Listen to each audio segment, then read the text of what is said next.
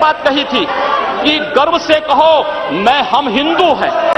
स्वामी विवेकानंद ने एक बात कही थी कि गर्व से कहो हम हिंदू हैं। स्वामी विवेकानंद तो सांप्रदायिक नहीं थे, स्वामी विवेकानंद तो किसी पार्टी के नहीं थे।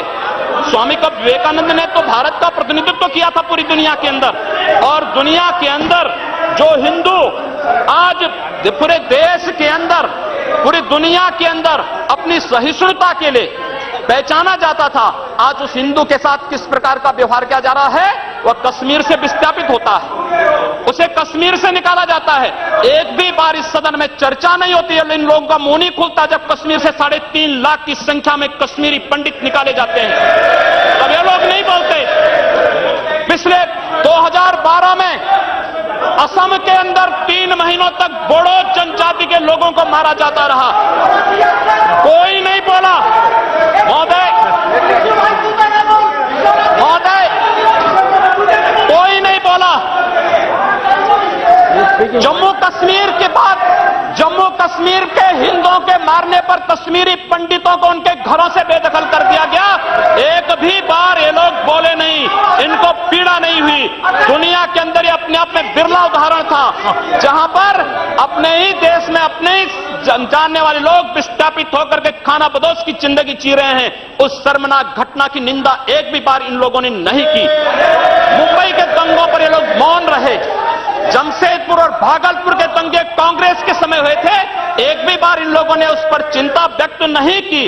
और तो और 1984 में इस देश के अंदर जिन सिख गुरुओं का योगदान इस देश को बचाने और इस देश की धर्म और संस्कृति, इस देश के समाज को बचाने में बहुत महत्वपूर्ण थी, उन सिखों के कत्लेआम पर भी इनको शर्म महसूस नहीं होती है। और आज लोग इस देश के अंदर बात करते हैं सांप्रदायिक सौहार्द की, इनका पूरा चेहरा सांप्रदायिक हिंसा से रंगा हुआ है, सांप्रदायिक एजेंडे से रंगा हुआ है। और इसीलिए बंधु महोदय, इस देश के अंदर असम में क्या हो रहा है, बांग्लादेशी घुसपैठिए इन लोगों के अपने हो गए, और इस देश में लाखों वर्षों से रहने वाला समुदाय पराया हो गया। इस देश के अंदर महोदय, असम में बांग्लादेशी घुसपैठियों के कारण Kokrajhar, Gujarat was the highest number followed by Madhya Pradesh. I have my question over here answer. I request you to check the record.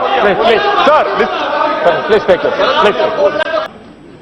सच्चाई कड़वी होती है और कड़वी सच्चाई लोग स्वीकार करने को तैयार नहीं, क्योंकि लोग उस बीमारी से स्वयं त्रस्त हो चुके हैं जो बीमारी इन्होंने पूरे देश को दी है।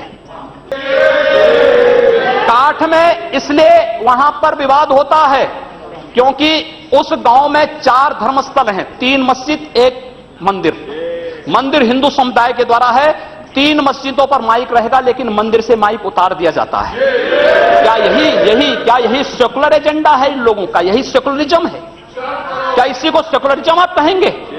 और इसलिए महोदय, जो कुछ घटना घटित हुई मेरठ के अंदर, एक बालिका का अपहरण होता है और अपहरण होने के बाद उसके साथ जो घटना घटित होती है कितनी शर्मनाक थी।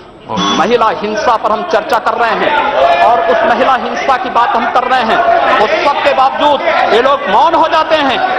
इन लोगों के मुंह से इनकी जुबान नहीं खुलती उस मामले में। न्याय का तराजू तभी चलेगा जब देश के अंदर समान कानून सबके लिए समान रूप से लागू होगा। कानून इस देश में मत संप्रदाय, मजहब के आधार पर लागू नहीं हो सकता।